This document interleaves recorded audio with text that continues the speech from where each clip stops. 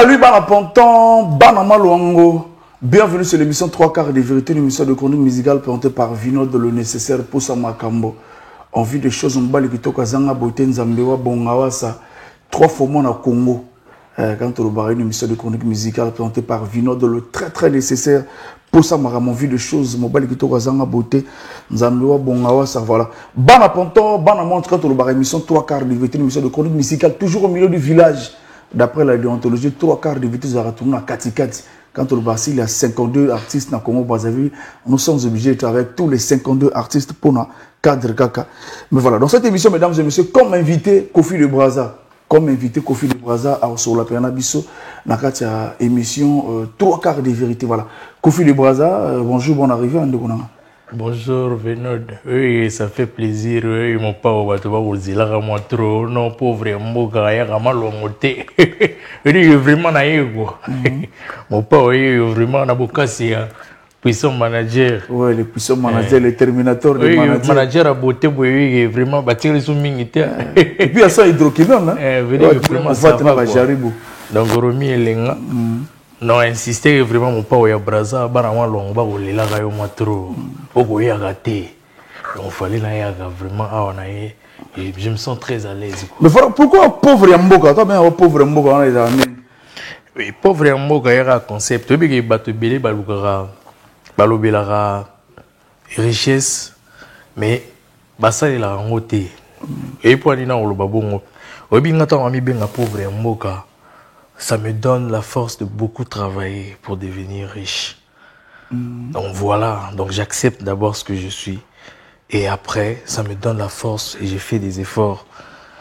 Et à un moment donné, pauvre mon boy Yamboka au Congo, on qui sous et quoi. Oui, ma pauvre belé va y baniter. Parce qu'on a un ambassadeur et ma pauvre et tout, l'élo, ma pauvre puis ma fière. Donc Michel, il y a Mozang, non, Mozang. Il y a Mozang, il y a comment on a succès. Mais on représentant un bisou, on a un pire caméra.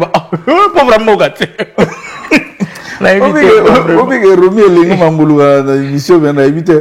Mon petit pénal, donc président, pauvre. Donc président, pauvre. Pauvre Mboka. On a stani bopeto ebi mamuna goloba. Voilà. Au bimi songe ya lutu. Songe ya lutu, bapesa ka bébé pour na boui.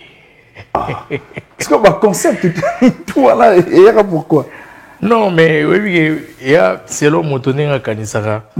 Nga d'abord na batutuni ba yeba mona na sozia le grand mopa on appelle Simbote Kofi Olomide. Donc nga na sozia mopa mais tant on a boulé la Bible. Vu on a déjà Aza Kofi Olomide, le grand mopa boss Yamboka.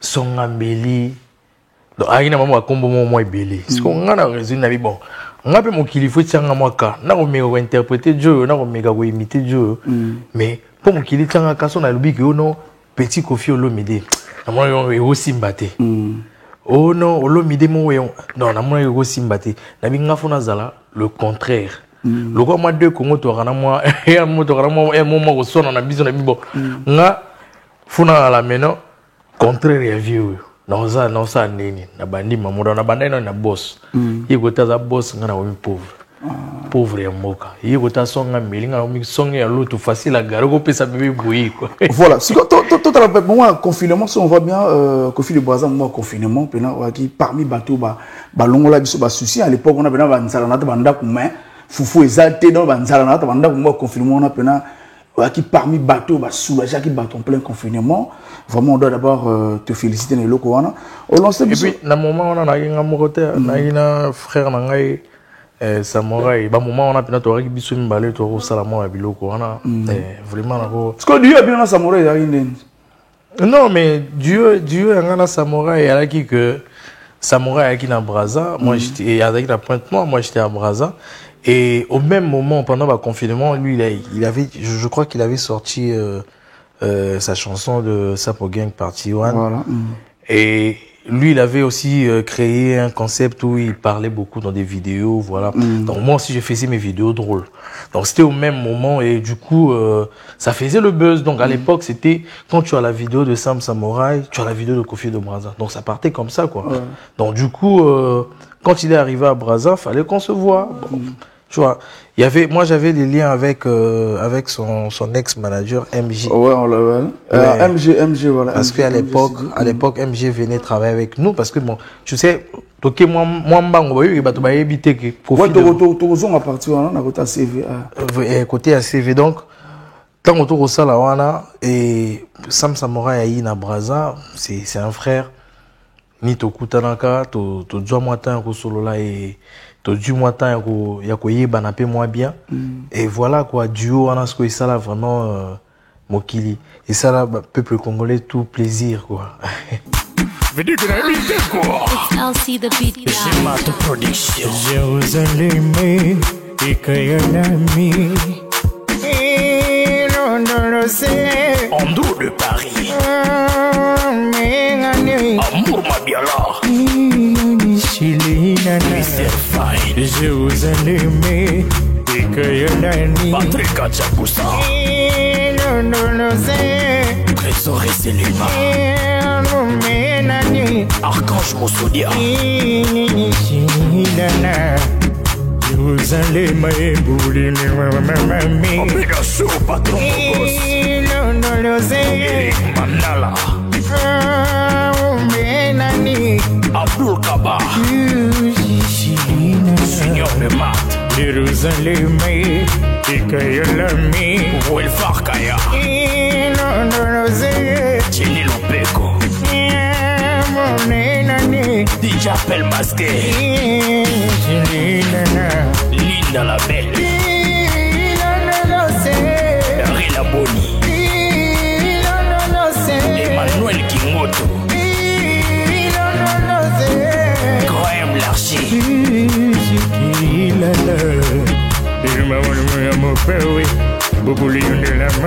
Enoch Boluta. JS on the beat.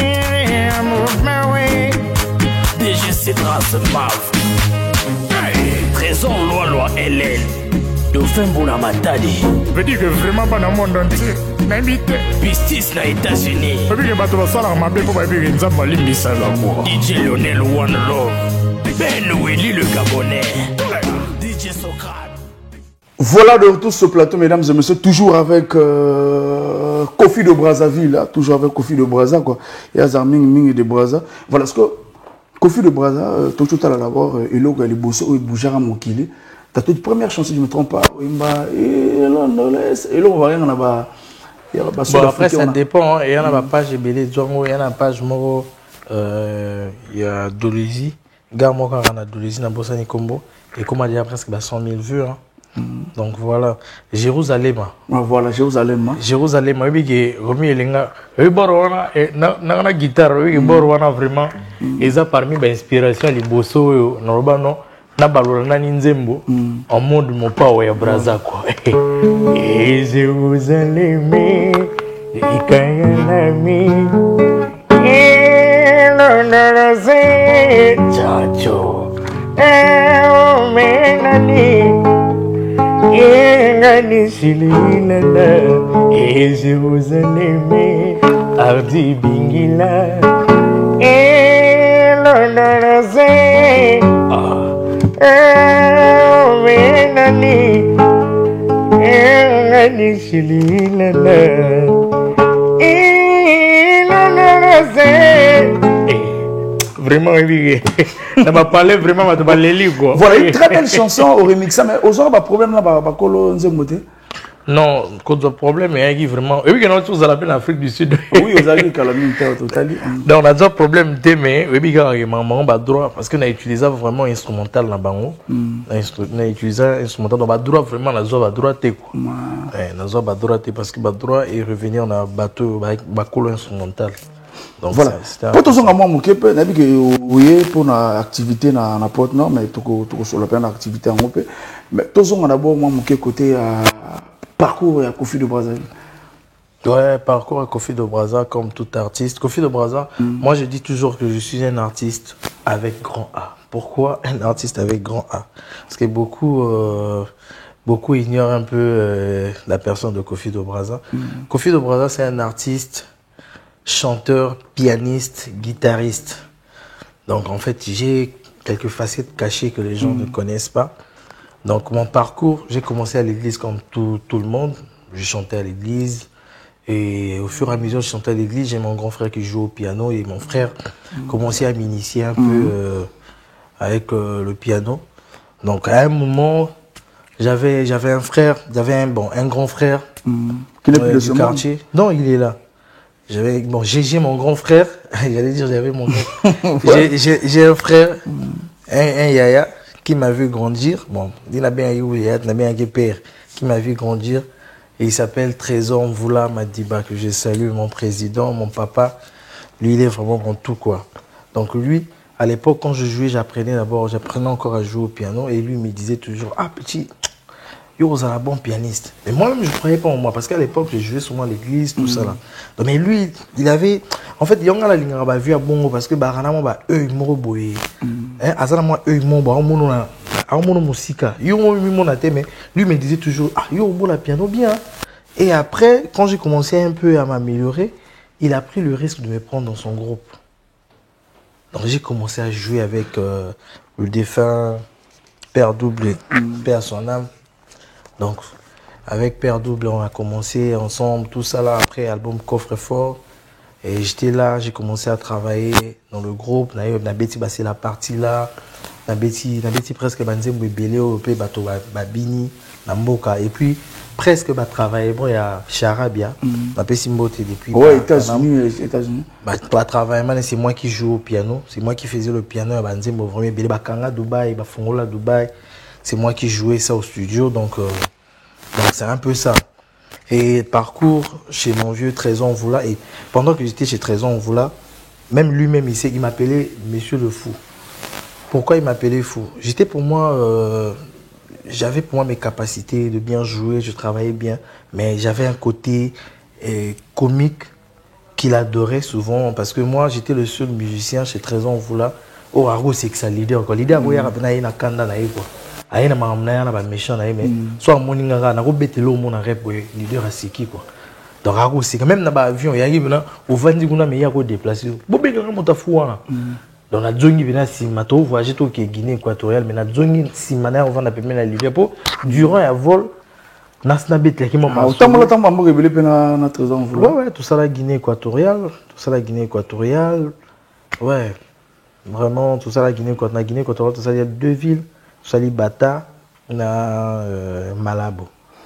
Après dans Trésor Mvula comme la télé c'est le temps aussi un peu. Ouais, après chez Trésor Mvula déjà, quand j'étais chez Trésor Mvula, j'ai commencé aussi j'étais un coup d'œil d'un côté dans un peu humoristique, de la manière où ça, moi, la comédie. Et je lui disais même, vieux, on a se lancé dans la comédie, mais j'étais pour moi dans le groupe.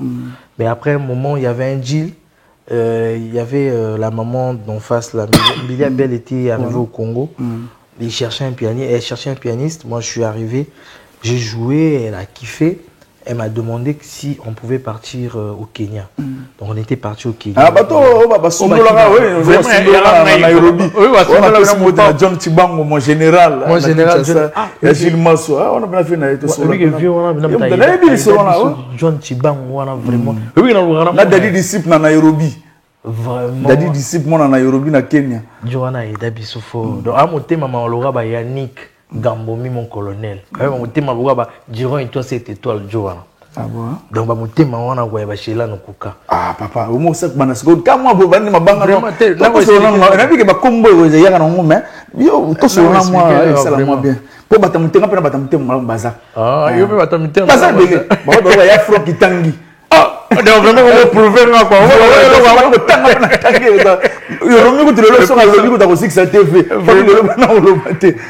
Vraiment les gars quoi mongo et après fallait tout zonga mboka mais après na groupe et ça là moi genre na zona moi ba suspension et après ba suspension on a bon et tchanga moi tala na groupe déjà na qui enfant chéri il y a leader bon tant le leader a frappé et c'est là moi trouble tala rappel moi bon moi na tout ça là na vanda ina na parler et puis na comment continuer na ba imo tout ça et au fur et à mesure ti ba confirmer comme oyaka et idéologie et quoi. Voilà. Si tu vois, est-ce que vous êtes comédien dans un groupe de théâtre ou bien vous êtes comédien qui sont foufou, parole foufou, ou cinglé ou tangi, mais vous êtes est-ce que vous êtes comédien Non, en fait, moi je suis trop des théâtres de Kin.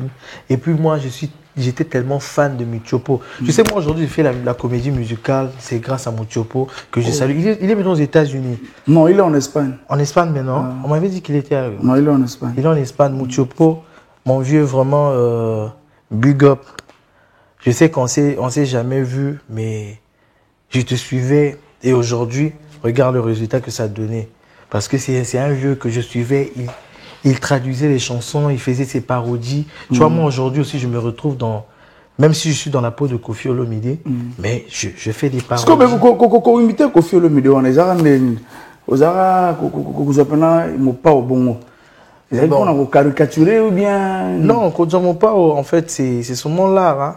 Moi-même, en fait, parfois, je me demande comment j'ai fait. Parce que quand je reste tranquille, même ma fille me regarde, elle se pose des questions. Oui, ma solo monsieur senga papa ba yokata tous en plan lingala. Ma solo monsieur senga papa na soma le solo à salon oui, lingala. Tout qui bien. Donc on sentir que bateau m'a mis tout dans la même ngamo européen s'est posé que la question. Mais bon on ça on les parce que ils appellent le côté que na Canada quoi. Hein na sala en fait na jouer là vraiment le temps na ba no qu'on suive un avion. Plus bah monsieur Fallou attend ah mais pourquoi pas attend Papa Wemba de Brazza ou bien Nengezelra Madilu de Brazza ou bien le Toumba de Brazza vraiment Koffi de Brazza. Mais Koffi déjà tu vois Koffi a un côté comique. Tu vois Koffi déjà a un côté comique. Il a sa façon de parler déjà vraiment petit vraiment mystique quoi. Putain de merde. Donc au moins bah parce qu'on a déjà et ça là déjà que nasi kanga moko déjà donc vu on a déjà un autre sanga moko maintenant côté partie chanter bon na mégano so batu ba ko mona bien na mongolo elo wana eko la ro elo mona le mo pongo eh ele mona na Christian tele publicité à parole ele mona mai et tu vas masquer Yannick Gambomi, tu vas étonner. Chez l'Ankoukaï, Afiniko, mon envoi. Ma fille, vous avez tu vas savoir comment. Oui, il a fini comme moi, on a fini comme moi, on a tapé tu vas marathon, mais alors moi, on a roi. Fille roi, puis moi, on a roi. A fini comme mystique, là, il savait que moi, on a invité. Compliqué. Aujourd'hui, Koffi de Brazza, comédien tout. Par où à Kinshasa, je ne sais pas comment tu pour na bon je pas na flatterie mais comédien tout na autonome aujourd'hui baza zikon ou bien nini ezaki na facilité ko kutana bango mais comment lelo comédien tout ya Brazzaville soko kutana Koffi de Brazza te bo salimo lo honnête ezaka yo muto na faire ou bien pour pas kutana pas les grands pas kutana ba chelon pourquoi non, après, les gens se posent des questions. Il y a des gens qui me demandent ah, mais tu t'es parti à qui? Non. J'ai dit je bouge pas. Moi, je pars pas à qui? Je suis là. Bango Bayaka. Bon, ils ont m'a bêté, mais après, il fallait plier quand même. Moi, j'étais déjà quelqu'un qui se révoltait à tout moment. On a qui parmi bateaux, ceux qui y en a des collègues, même Bandouli. Je leur disais toujours, mais comment eux ils font pour venir jouer ici? Et puis, tout ici, du là. Moi, j'étais quelqu'un, en fait, je réfléchissais comment Coco dans la région à Bango, Coco dans la con à Bango. Dans le cercle, la côte dans le cercle à Bango, comment? Dans la roue boulée, mais Bango, du là, Bayaka, ça là, succès. Mais comment Bisso, Toko percé, à part vivre un Bisso, Roga. Mais il faut, ils ont la masse me redonner, ils ont que Toko tapé dans la RDC, tout ça, a fait trouble. Le cas artiste, moi j'étais déjà révolutionnaire depuis. Maître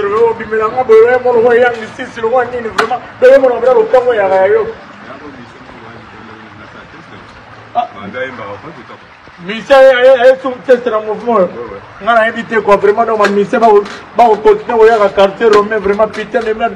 Peut-être le monde vraiment ça va. Ah, bien. Ah, maître, il faut que tu laisses moi l'eau après le bas. Non, vraiment, à côté, vraiment. Donc, vraiment. Donc, vraiment, à côté. Vraiment, à côté. Non, non, non, non. Non, non, non. Putain de merde. Il s'en va dans le bas. Ngaï. Mais comment on a vraiment mon cœur, vraiment. Là, comme la main Ephraim. Ephraim. Na fête samedi 18 ans, mais carrière n'a pas 72 ans. Putain de merde, vraiment, on a invité quoi. On a invité au Soy Batanani, on a invité, on a invité. Vraiment, à jour, non, il y a 18 ans. Bon, vraiment, maître, même à Bilo, on a eu. Maintenant, maman, je suis en train de faire un eh, famille peut faire le coup, moi. Non, il n'y a pas de profil de Brazza. Donc, il y a un mouvement, mon côté. Il y a coquille. On vient à bien, mais on va bien, on tombe dans la chambre. Nation. On tombe dans la chambre. Oui, mais mettez-moi là, on va vraiment. Oui, ma madame, vous pouvez y cancer au même. Mais il y a ça. Quand c'est Suzuki, il nous ouvre même la fromage. Oh, putain de merde. Il y a ce qu'on fait quand Suzuki a yémbana. Na quartier romain. Ok. Makolo yoko abotaka ngala yakala bokili kaboko. Makolo yali wala ngalo na kosoka. Vraiment, invité quoi donc. Utapele ya betolo. On faut la Suzuki. Mawa. Putain de merde, vraiment, on a invité quoi. Oh, non, maman, vraiment. Mais moi, ça va, mais on va bien appeler le mot. On va bien appeler bien. Oh, vraiment, Michael, j'ai 7 étoiles. Mais on dit combien la lettre, madame, ma fête. Maître, au monde, un motonnement vraiment habité. Mais comme le logo, tu sais.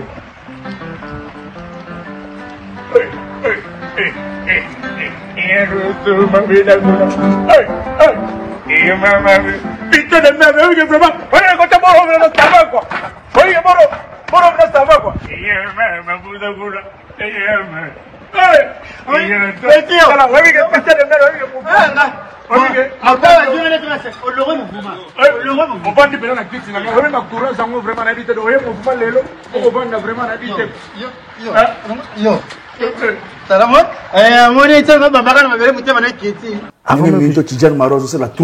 Avant que je devienne Kofi de Brazza, j'étais déjà un révolutionnaire. Je disais que moi, je dois rentrer aussi là-bas, na kepi kuna na jupe prêtre na bon na du lard.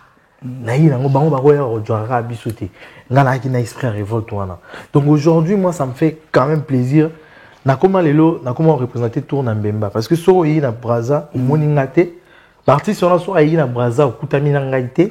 Donc c'est ko yi Brazza te. Balo ah dès que ba mona moto ba monika artiste mo ah ozana Brazza so ba monika na Kofi de Brazza c'est dans la Brazza. Ah voilà Brazza.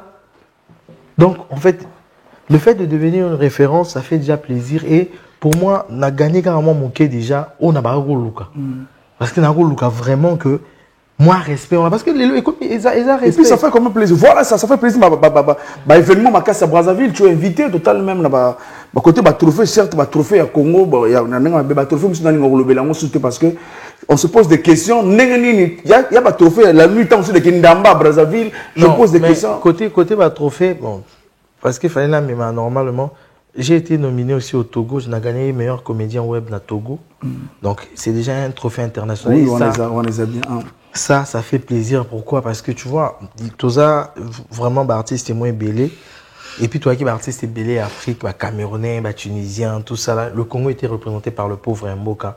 Et le pauvre Mboka a gagné, quoi. A du trophée dans Togo.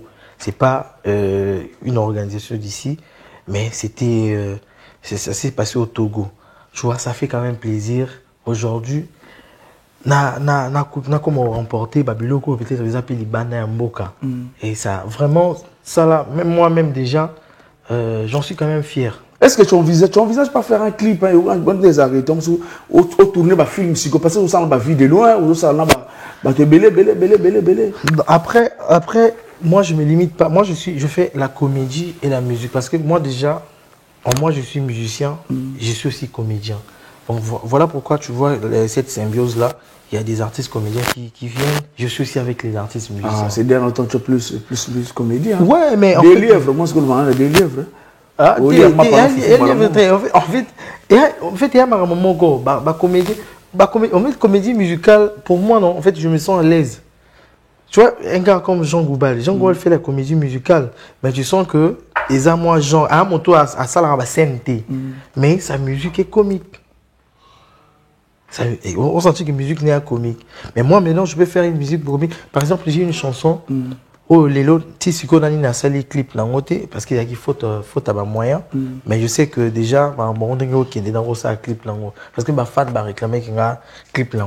Kofi de Brazza, je suis un foufoulogue.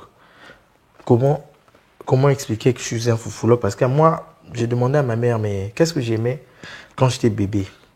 Elle me dit, vraiment, toi, tu as commencé à manger le foufou à bas âge. Donc, à 3 mois déjà, tu avais commencé à manger le foufou.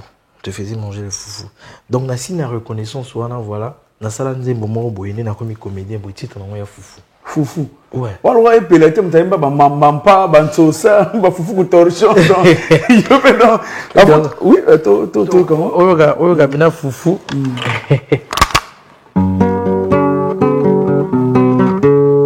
Hey.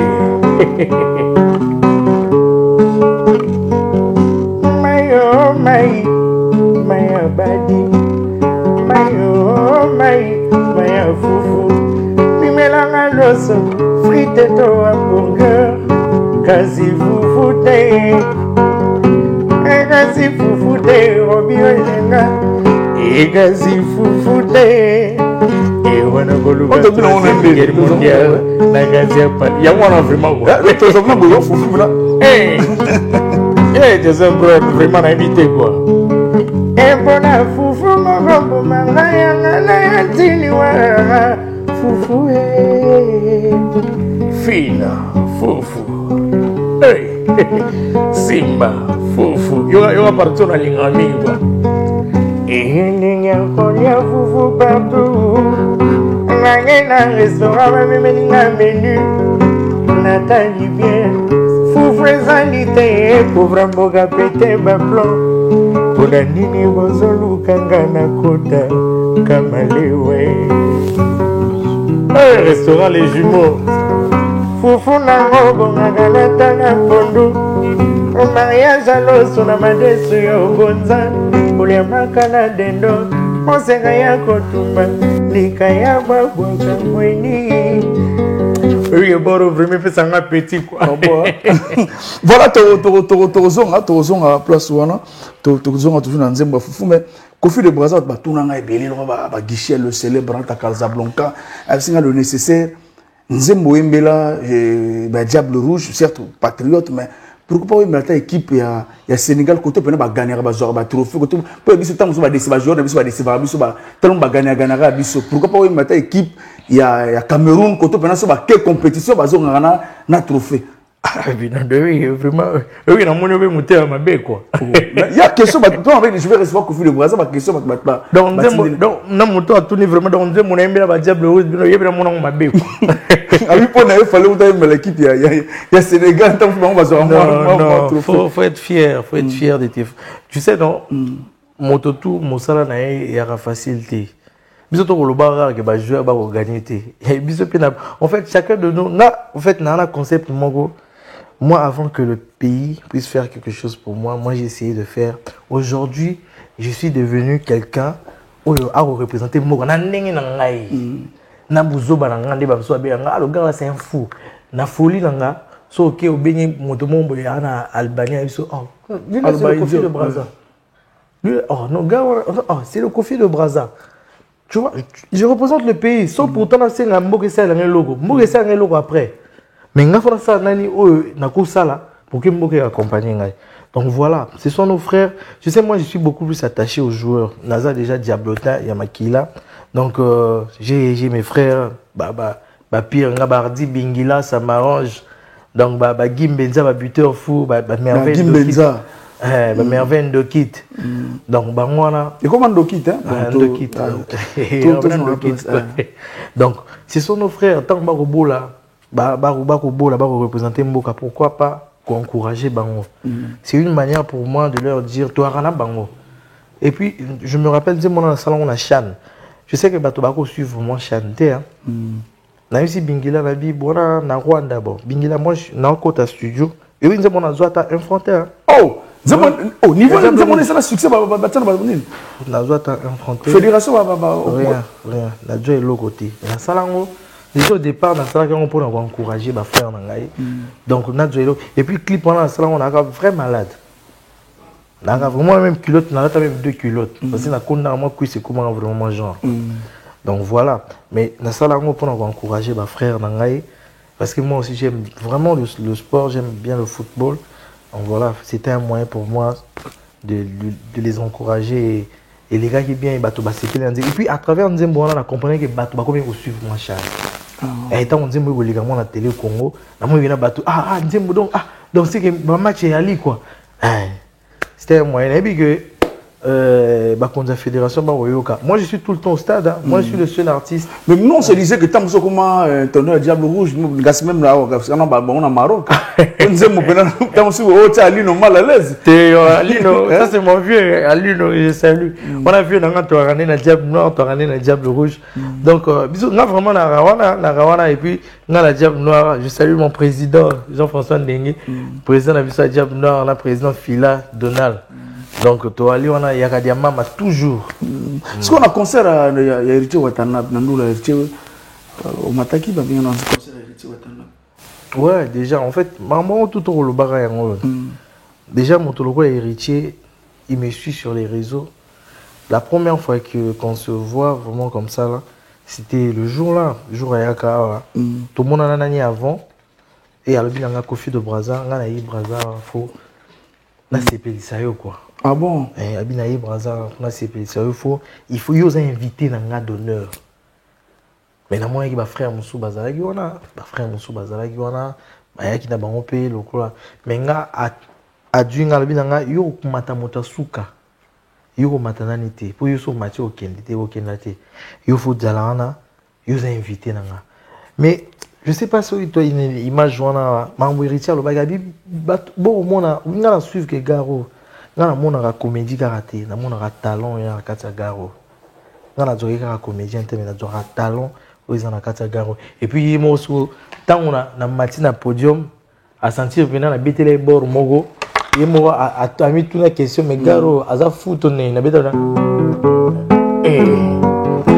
Vas-y, bateau du Brésil, yo, bêté à ça, est-ce qu'on va avoir mon micro, bêté le beau à la gagne puissant.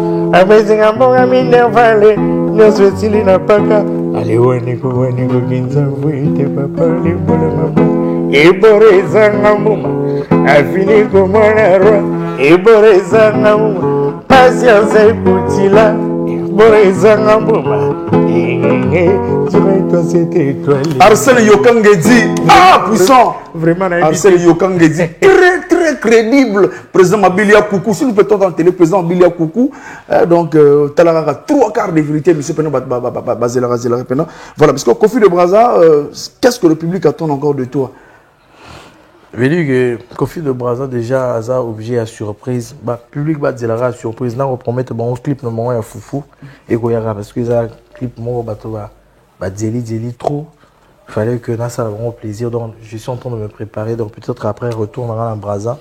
Je vais commencer déjà à tourner mon clip. Et là, ça a vraiment plaisir. Après, clip, maintenant, surprise de Goyara. Parce que clip, il y a le roi, on a différents barons. Mais bilan annuel 2022, bilan là, puisqu'on tend déjà vers la fin de l'année. Mais vraiment, donc, vraiment invité.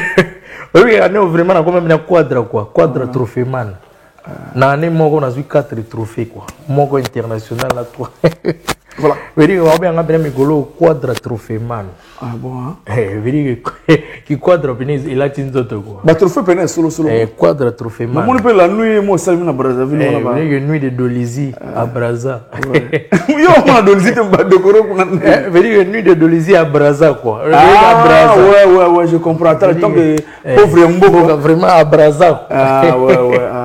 Il dit qu'il fallait. Et puis quand tu as comédie mal à l'aise, maintenant on va t'amuler, on va t'amuler, on va foufou dans mon tout, on va t'amuler, on va faire un bon micro, puis non, on a sous bangote, hein. Oh, bah comédie, puis on va t'amuler, on va faire un bon bâtiment, on va foufou dans mon bapoko, on va foufou dans pena, bah limo, hein. T'es bah on a on te a ensemble. Tout le monde trop centre-ville, au Brésil. Quand on a ça le roi va comédien, donc so ya Brazzaville faut coûter un Kofi de Brésil pour coûter un Chelon Koukan. Oui, on a Chelon Koukan. On a fait KMP patience Koutila le lion. On a le lion.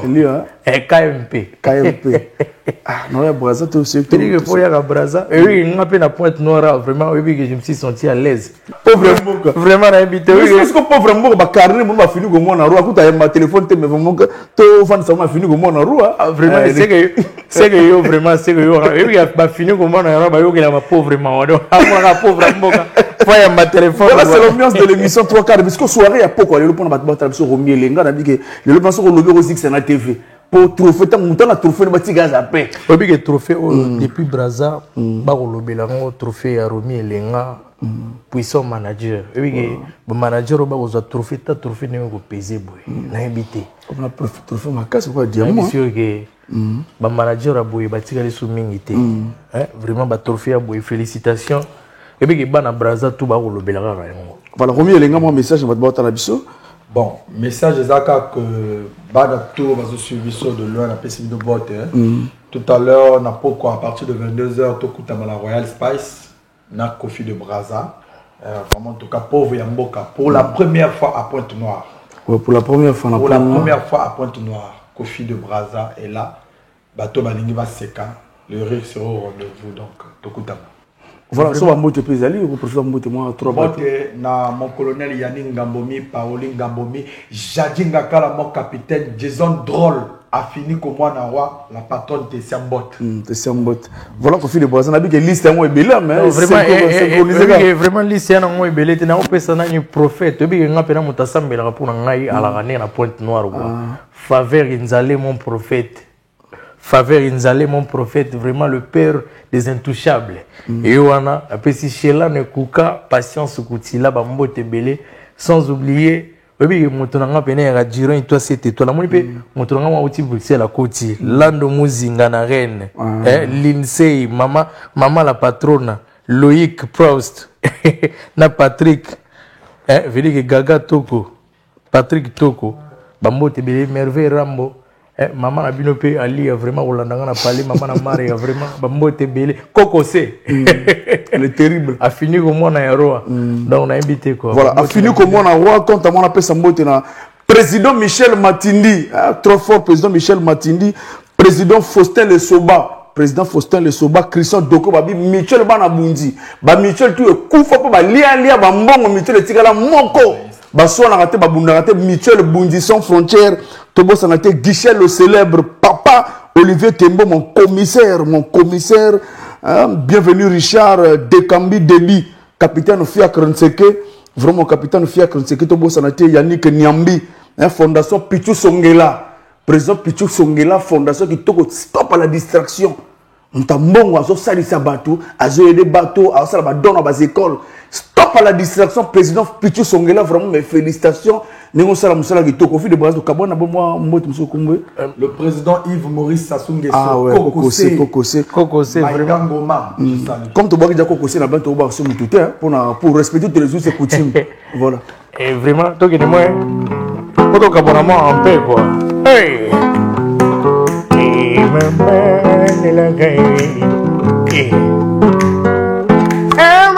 Zotona corona vino de azana maskene selane kuka Christian Mokito linda la vieux père la Osiris Yakobo Pomalanda derrière la caméra wapi Merveille Rambo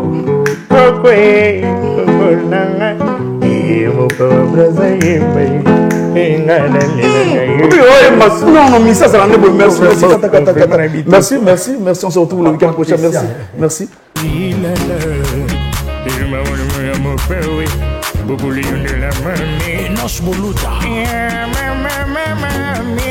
JS on the beat. DGC Transmaf. Trésor loi LL. Dauphin Bouna Matadi. Veut dire que vraiment pas dans le monde entier. N'invite. Pistis na États-Unis. Veut dire que bateau va savoir ma belle pour pas dire que Nzamba Limbisa là quoi. DJ Lionel One Love. Ben Willy le Gabonais. DJ Socrate. DJ Majestic. DJ Buxon. Lapidor. Victorine Malaïka. Ria. Ria. Ria.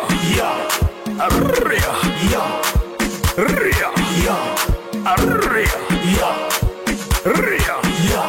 Hey. Papiloga boende topo ya kwa. Oh non, mais vedi comme pas au bord de mon intérêt, ça moins cher que nos zéro hermogo. Papiloga boende topo ya kwa.